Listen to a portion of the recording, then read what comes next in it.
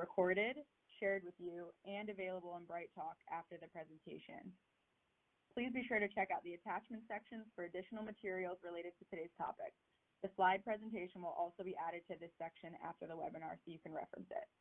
Feel free to submit any questions throughout the presentation, and we'll take as many as we can at the end.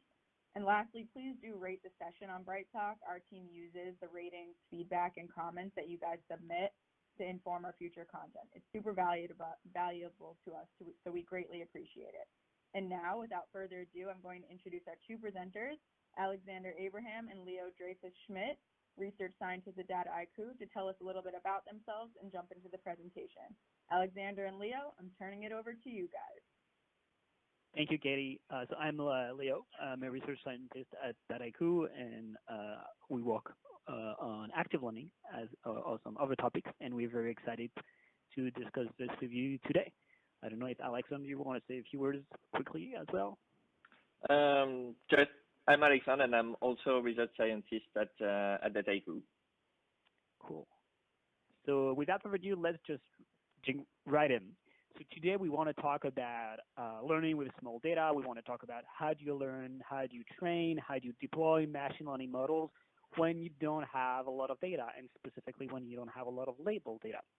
So, well, we might wonder like what type of project we're thinking of, and is it really common? We have been hearing a lot about how, data is coming as it has never came before, with data everywhere, all of those things we keep on hearing. But actually, in many companies, like when you start a new project, the data is not even here in the first place. You need to collect the data. And when you do collect the data, oftentimes it doesn't come labeled. So even before building any machine learning model, and for sure any fancy machine learning model, you need that data, and you need to get the labels as well. But it also applies when you already have a machine learning model deployed in production. Suppose that you've already trained your model, you're happy with it, you've put it into production, but it's a live model, so you keep on collecting more data, and your pipeline keeps on getting bigger and bigger. So then you might have a lot of strategy to see, when should I retrain my model? Do I have drift in my data? Is it time for me to actually label new data? So when you do that, you are asking yourself the question, when is it worth for me to spend the time labeling new data? So all of that could be empowered by active learning techniques. And this is what we've been exploring as a research topic at Dataiku, is how can we make all of that labeling process smooth, efficient, and really that we can see the value for everybody involved, from the data scientist doing the machine learning to the labeler to the project managers. So today we're going to explore some of those use cases, also some of the techniques beyond active learning, and then talk about how does that look like in a machine learning solution. So the first thing is there's two separate elements to think of when you want to do those type of projects. First, you need to label the data, of course. So you need to have proper web apps that can handle any type of data. That's the first part. And the second part is, well, you need to have something to leverage this active learning thing we've just been talking about. And the hope, the dream, is that what you can see on that graph here is that with less data using active learning, you get better performance. Here you get better model accuracy than if you had done a random selection of the data. Active learning really can be thought as, I'm going to tell you which data you should be labeling now. So we're going to see if we can make that curve a reality. And first, let's talk about use cases. So of course, you can think of any use cases where you need to label the data, but we wanted to make things more concrete and give you use cases as well as research references that goes together. So of course, there's all the simple classification use cases. They're not simple as a machine learning task. We meant simple in as much as the labeling is not as hard as other use cases. But really, we think that active learning really comes to shine when labeling process is more complex. For instance, think about fraud detection, which is one of the very big use case and success stories that we have in machine learning. Most transactions won't be fraudulent. Most of them will be just fine. So if you just do random sampling here, you may only be wasting all your time and budget. And on the other hand, you know that labeling that is probably very costly. It has to be done by a team of experts. You have to have investigation. So you really cannot afford to label the wrong data or transactions that you know are entirely fine. So here in that case, you might think, well, this is an anomaly detection, and we think that active learning proves to be useful to help you label those things. A couple more examples we want to give as use cases, which are not simple classification tasks, as we just said. It could be something like name entity recognition, which is the task where you need to label part of a sentence. So that means that a data sample will have multiple labels attached to it.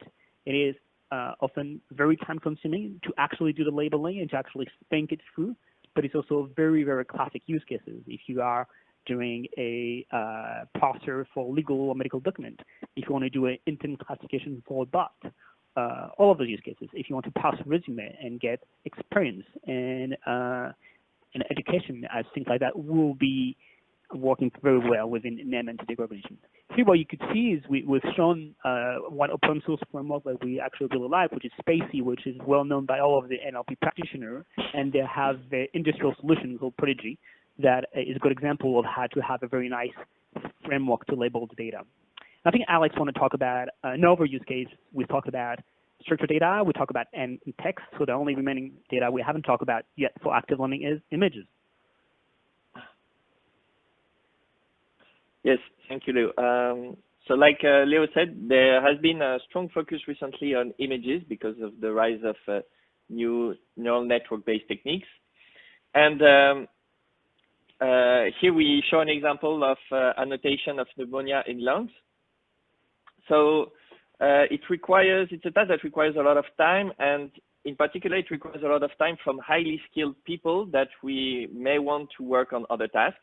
Like taking care of patients. So this is a case where we really value the fact that we want to have the less burden on the annotator. And it's also very important because we need a high quality annotation from the annotator. In that case, having false negatives can have dramatic consequences. So it's really a process where we need to handle the human input so that we can take the less time from the people and also get the highest quality input. So here, in this example, what we wanted to show in particular is that you can see with the red frame ground truth of detection of pneumonia.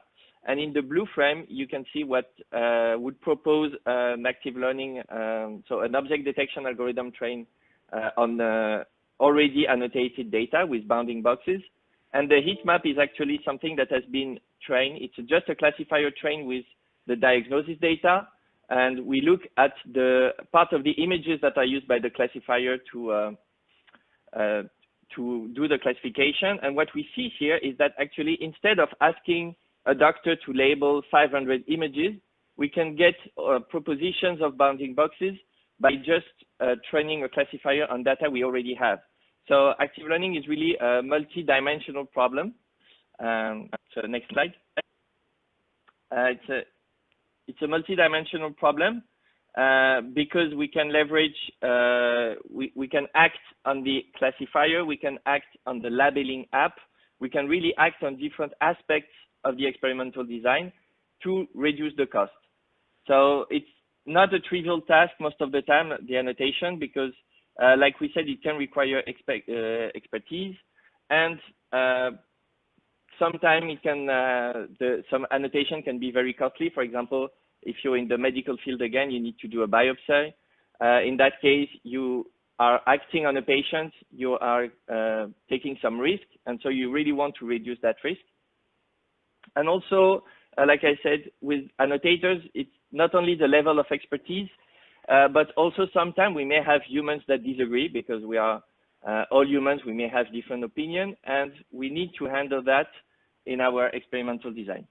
So now we'll see a bit what is the typical workflow for an active learning experiment.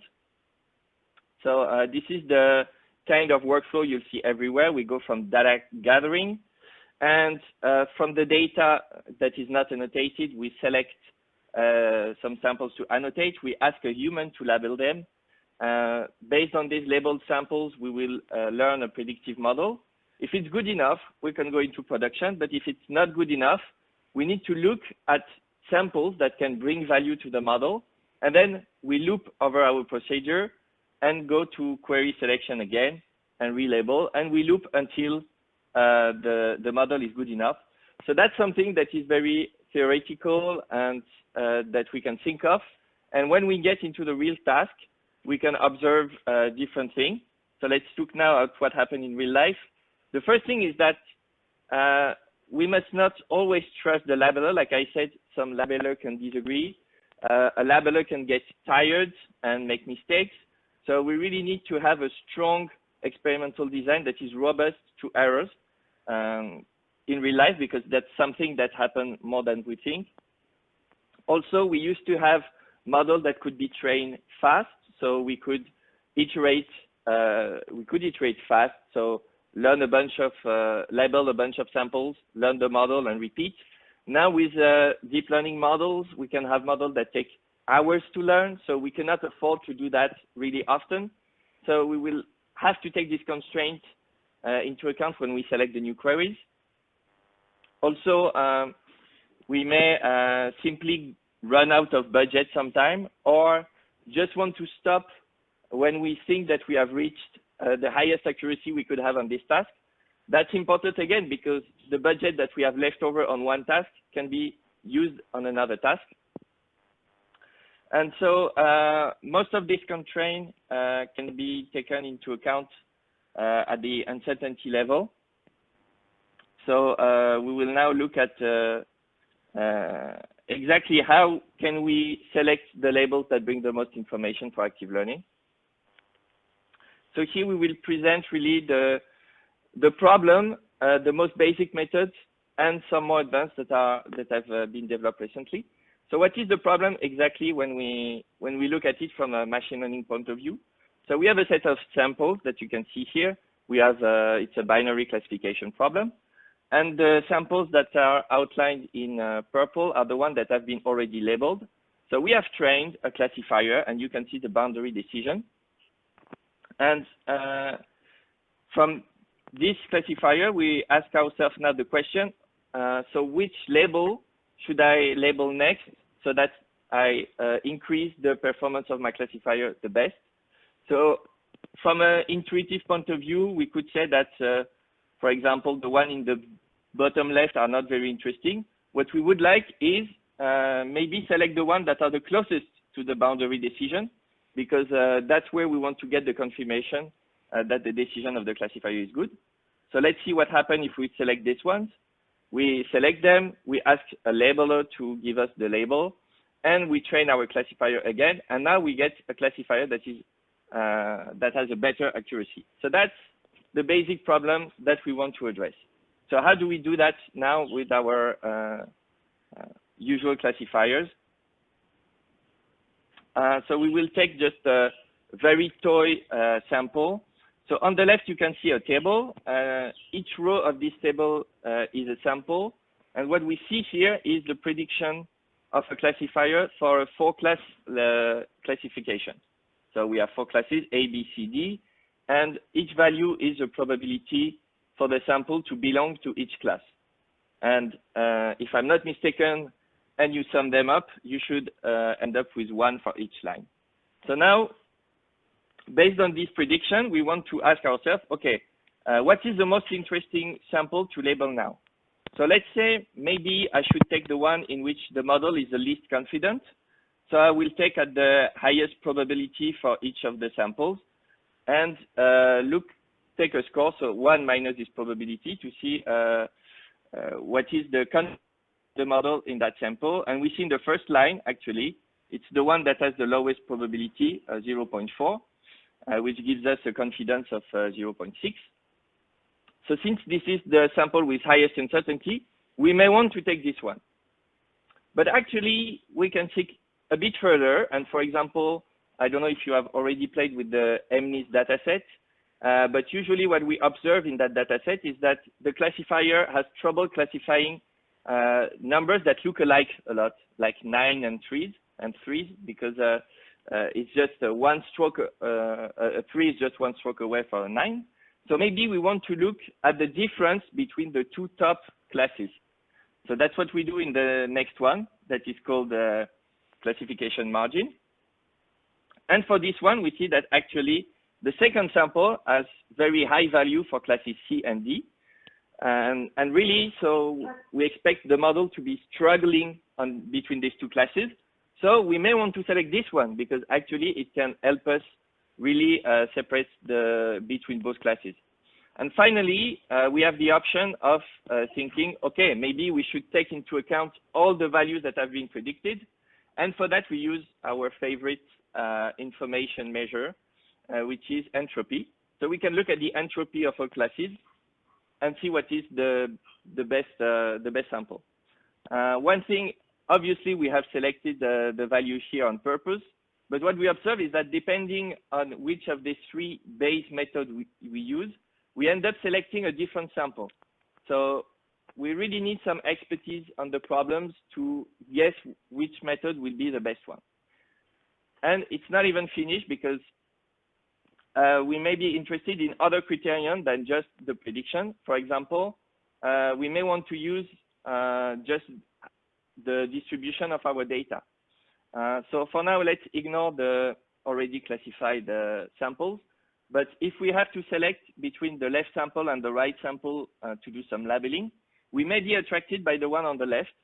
The reason is that it seems to be similar to a lot of other samples. So if I label this one, I will get a lot of information. The right one seems to be very far away from the other samples.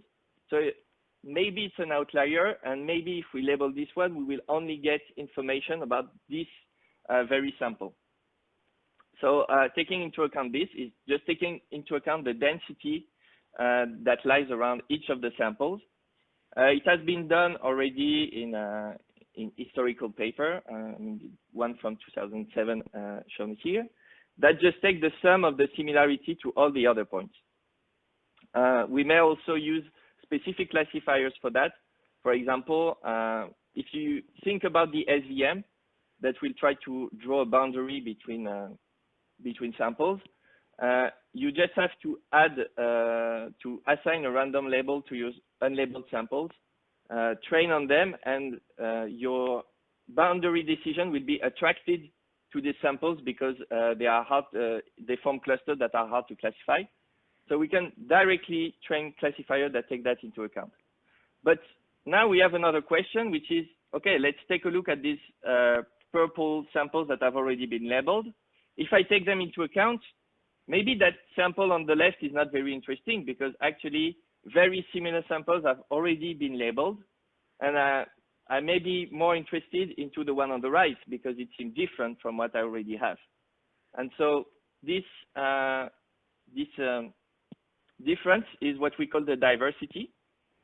So like we said, we want to select samples on which the model will struggle.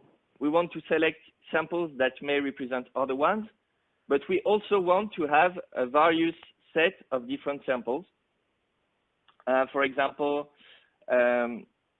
we may want to, so when we select a batch of sample, if you are on the MNIST example again, you may want to select samples from all the classes, 1, 2, 3, 4, 5, because if you focus on only one class, maybe there is one class where you have a really trouble classification, for example, like I said, between 3 and 9, but you want to be able to differentiate between all the classes. So actually, you need to select more diverse samples. The typical method we use for that is just a clustering. And you can see here on the right what we can do is that we will select the samples that are on the boundary, but before that we will run a clustering and maybe select a few samples in each cluster to be sure that we have a really large variety of samples.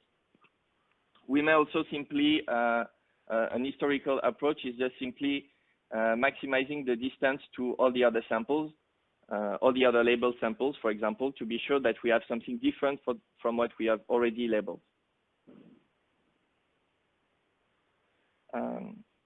Okay, so now let's talk a bit about So what I presented to you is most of the method comes from papers that have been written in 2010. And since that time, we had this revolution of deep learning and neural network, which has brought actually changed the domain because now it becomes easier to compare samples, for example, using embedding. So where before we needed to have insights in the model, maybe looking at the weight, so do things that were very specific to a domain, we can now just use embedding and use the traditional method. So for example, here we have the figure on the right shows the core set approach. So basically what we want to do is again use uncertainty, but instead of just doing the plain uncertainty, we'll have this core set selection that acts like a clustering, so that we ensure that we really browse the whole sample space. Another thing that we can look at is how can we measure uncertainty in the neural networks? And we have several ways to do that. One way is, as you can see in the figure on the right, we can just try to predict the classification of our samples and add an auxiliary task, which is predict the loss of the sample associated to the sample. And by doing that, maybe we can predict what sample could bring the most the biggest update to the model. So that's a method that has been that is available on the market. Another thing that you may have heard is that we can use Monte Carlo dropout at inference to be able to have a deep learning network that acts as a Bayesian method and give us an uncertainty score on the prediction. That's what the BOLD method does. That is shown on the bottom. And one focus that has been done on this method is, just like I said before, the diversity. So here, if you use just a simple plain method, BOLD method, it will really focus on one aspect of, so one uncertainty point of the model. And in particular, on the MNIST dataset, it may focus on one part of the image on which the model is struggling to do differentiation between classes. And what we would like is actually to have samples coming from all places. So we have this batch BOLD method that has been developed that actually look at the mutual information between the selected sample to be sure that we have the more spread out selection of sample possible. Thank you, Alex, for this very cool and interesting deep dive into all of the technique of active learning. So I hope that gives people a better understanding from all of the very classic strategies to the more advanced and more sophisticated. So I think from that point on, we would like to discuss like how do we take all of those things and how do we make them work in practice, both in what we want to have in a web app product and also in a machine learning product where we want to use all of those very nice active learning strategies. So here is, I would say, a wish list of what we think is important to have in any product that makes you do active learning, for instance. So for instance, the first part we want to focus on is the labeling part. As we say, and as Alex explained very well, it could be very costly, but it could also be very dangerous if you do mistakes, and the precision vary across time. So we want to have a very smooth user experience. You can't give them like a very crappy design and a very bad design at all, because that will scare them away, and that's not going to give you annotator a good time if you can. So the experience will be smooth. It means you could have a lot of keyboard shortcuts. You need to be able to group annotation, maybe to do multiple labeling at the same time. You could imagine that if you have a notion of similarity on images or any samples, then you might as well like have your labeler label multiple images at the same time if they look alike. So it could be easy to just select all of them and then label in a batch. So that's something you could do. Something else you could do, which is actually controversial in the sense that it could add some unwanted bias, is to give pre-labeling when possible. So what is pre-labeling? It means, well, now that you've started training a machine learning model, your model can give you prediction and can tell you, well, I think this is a 7. So you could suggest it to your user. You could maybe underline this little 7 as being, oh, I think there's going to be a 7. But as I say, this also means there could be a bias, because if you have a lazy annotator, let's say, I don't know if that exists, then they might just click 7. Sure, yeah, okay, if you say so, and that's clearly not what you want. So we think that pre-labeling is an interesting technique, but we need to be careful. We think, for instance, for classification, because it's very, very easy to just say yes, we don't think that it's worth it. But for instance, for object detection, where you can start by proposing a bounding box and then let the user specify the corresponding class of that bug, so that would make more sense and kind of safeguard you from inducing error into your labeling process. So all of that is something that you want to be able to provide in a labeling web app. You also want to be able to maybe monitor the performance of people. You maybe want to be able to say, well, maybe it's time for you to stop labeling because you're not doing so good. And maybe you also want to be able to monitor how people are labeling if you want to dispatch a budget of between annotators. So that's the first thing you want, we think, in a labeling web apps framework to do massive active learning. And if we say active learning, then we need to have all of those nice strategies we talk about. So what we want is, first, we want to have a tool that is agnostic with respect to the underlying model, because all of the techniques that Alex just described, they are all based on a machine learning model, the very one that you are training. So you need to propose active learning strategies that can adapt to any model. You could argue that you've stopped training that machine learning model, maybe it's, as we say, in production, and you want to come right in and do the active learning on top of that.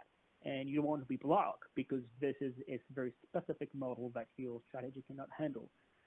That's the first thing you want. The second thing you want is you want to be able to have a wide selection of active learning strategy, because some strategies works better in some situations, as some algorithm of machine learning works better for some data than other data. So you want to be able to choose smoothly.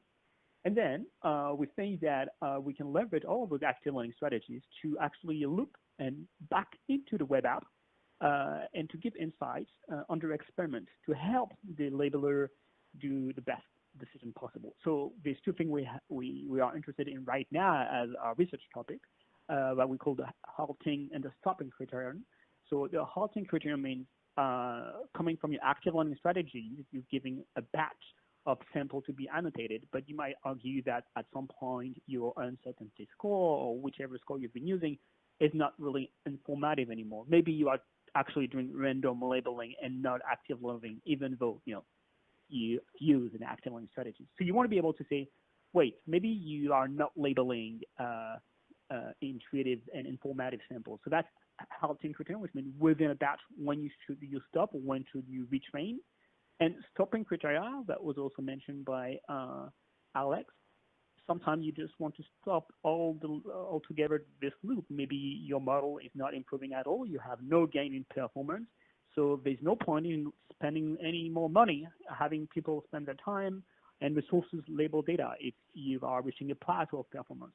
So we also like to provide insights while you're doing the experiment of labeling to say maybe now it's a good time to stop. We don't see any improvement.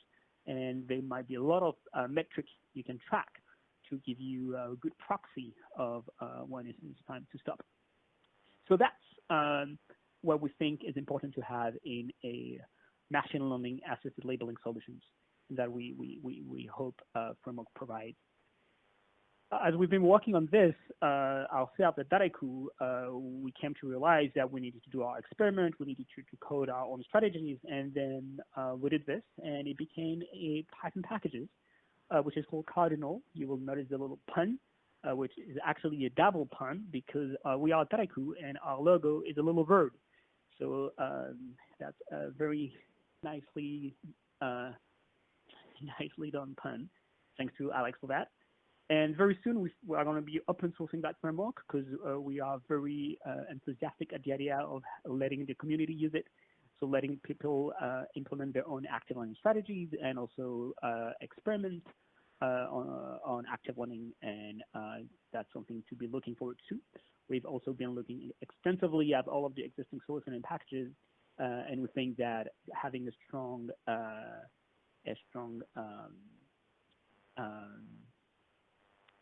accent on like experimenting and comparing technique and having also very clear and smooth API could help people do their active learning strategies. So that's what we're interested in, what we've been doing so far.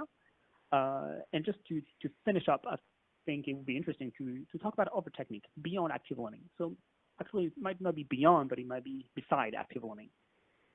If we kind of take a step back, we've been talking about I have unlabeled data that keeps on coming in, and I want to train a model. So how can I deal with that? And we talk about active learning, which is a very nice technique to handle that. But there are other techniques which help to answer the same question. There's semi-supervised learning, and there's also weak supervision. So we just want to say a very quick word about those two techniques, especially as we think they are becoming more and more popular in the past years. So the first one is weak supervision. So here what we're describing is a framework that comes from Stanford, which is called Snorkel. So I think it was published in 2017 originally. And this is the idea that, you know what, like asking for experts to label the data, even if you do active learning, that can still be costly. Think about that pneumonia example we discussed earlier. You still need a doctor to say exactly, well, this is a tumor.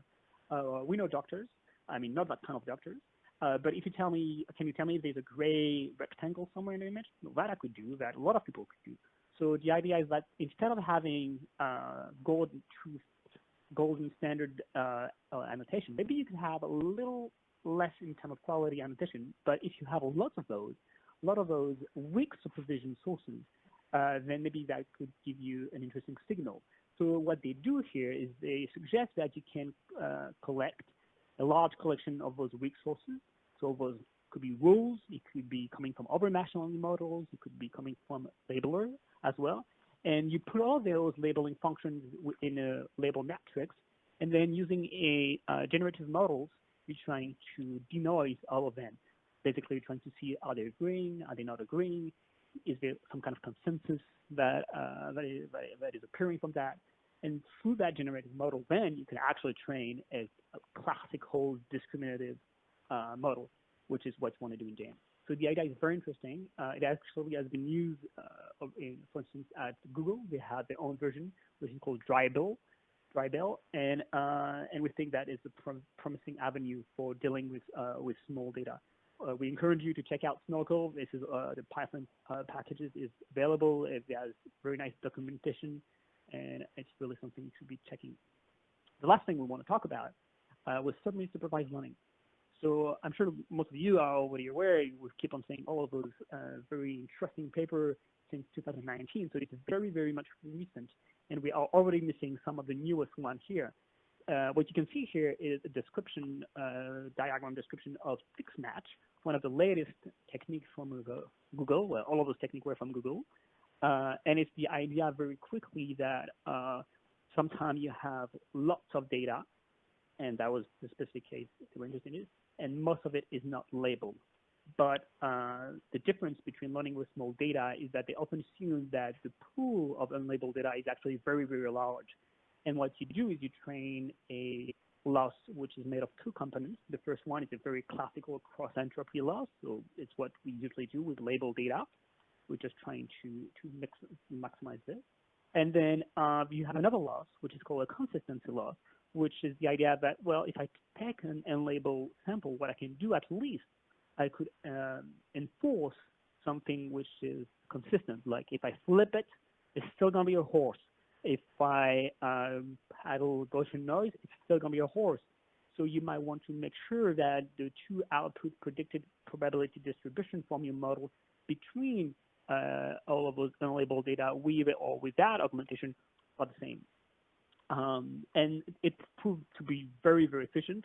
And they have an impressive benchmark where they take only dozens and very few label sample, but a large pool of unlabeled data, and they can reach and they actually could beat some of these supervised learning benchmarks. So just one caveat here, just to be very, very clear, that it still needs you to have a lot of those unsupervised data, which is a little bit different from what active learning is also trying to provide. So it's really, I also have very few unlabeled data perhaps to start with. But it's still something very interesting, and we think that there are very much a lot of inspiration to be taken from both with supervision and semi-supervised learning. So I think that's a wrap from what we wanted to explain to you today. So it's not going to be time for your guys' questions if you have any. So we'd be happy to hear about your labeling experience, about your question on active learning, or whether you've been already using what kind of technique in real life. Absolutely. So we'll give you guys a minute or two to input some questions, see if we have any that come in our queue.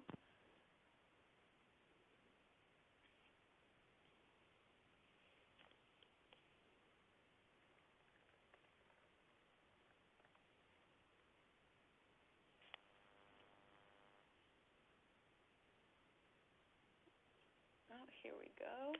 Okay, we've got our first question here, guys. The question is, I don't know if I completely understood the active learning paradigm. Basically, you create a predictive model on already labeled data, which we are sure of. Then you predict unlabeled data, and afterwards you retrain the model on the new predictions as well, and the cycle goes on. Is that correct? Do you want to take that one, Alex? Yes, I can. So I think that what you are describing is more self-training, so using one model to basically to predict and learn from that to be able to do some kind of label propagation. No, that's not what active learning does. In active learning, we have access to an oracle, so we select samples and we ask an annotator to label them.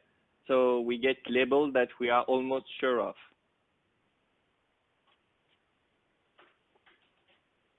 So just to show very quickly, it's in the query selection. Awesome. Okay, what about how would you guys recommend dealing with one of the difficulties of active learning that involves being vulnerable to different biases, such as like a sampling bias?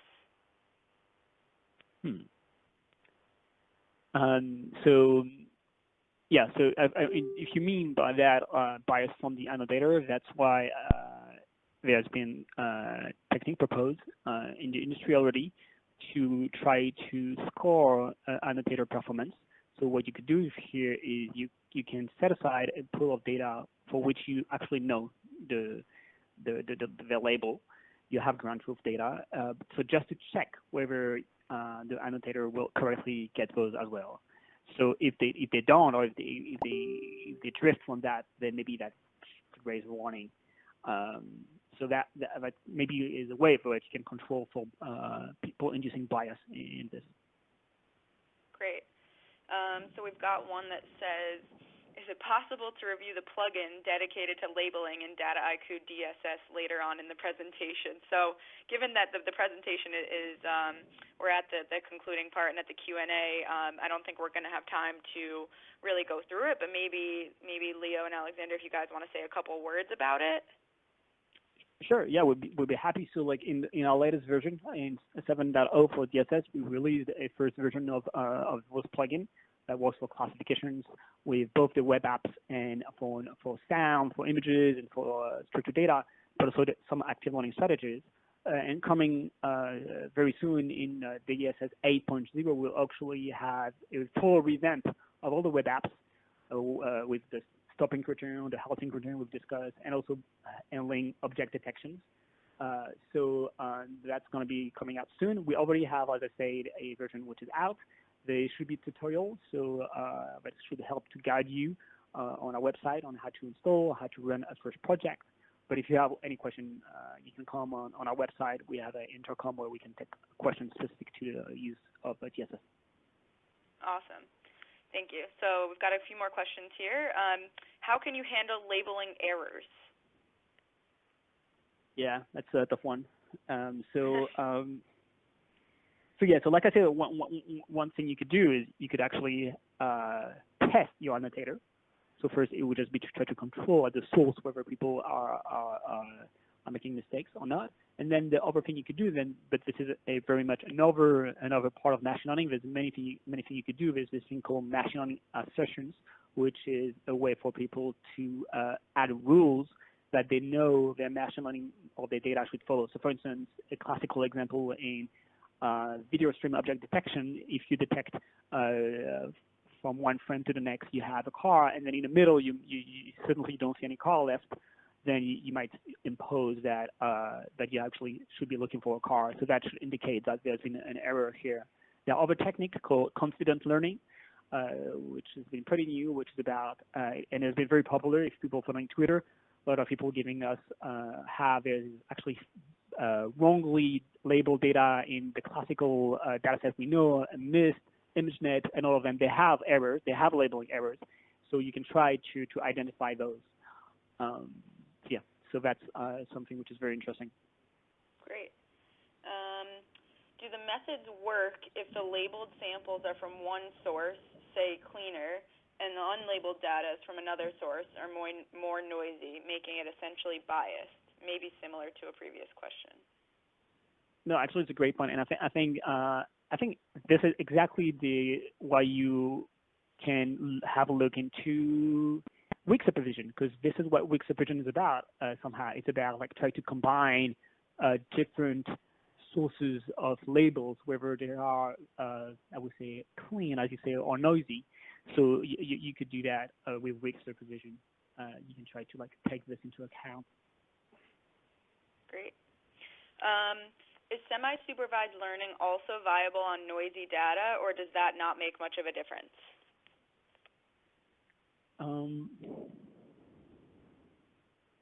I guess it's hard. Go ahead, Alex. Yeah. I think we would have the same answer. It's hard to tell just from that assertion because it will depend on the semi-supervised learning method. It will depend on the type of data, and it will depend on the type of news, is that structured or not. So I think it's a very complicated answer to give you now.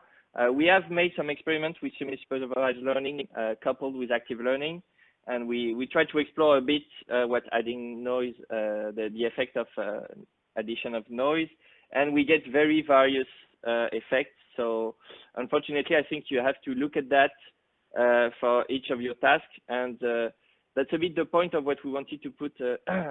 So when Leo said we talked several times about having insight of what's happening, I think because it's a very complicated problem, having metrics, having insights, and summary of what your algorithm is doing is the key in that kind of procedure. Awesome. Yeah. Thank you, Alex. A couple more questions we've got so far. Do you foresee any support for multi-label classification within Dataiku DSS? So strictly speaking, or more generally for active learning. So for active learning, as we say, for object detection is an example of multi-label, and where the web app will let you put multi-label on the same data sample. So that's an example. If the question is no active learning, just for machine learning, you can already, I would say, code it in Python, for instance, or in whatever language you like. But as is visual machine learning, I don't think right now multi-label classification will come from the visual machine learning. Awesome. Thanks, Leo. Have you heard of works showcasing the combination of active learning, semi-supervised learning, and weak supervision in some way, since they all seem to tackle different facets of the same problem? That's a great question. I know what you think, Alex, but like, I know of, I mean, we've read some work on mixing active learning and semi-supervised learning, so that was thin. So for instance, and you're entirely right, like what you could do when you do active learning is that you look, for instance, like that uncertainty, and you'd be like, oh, I'm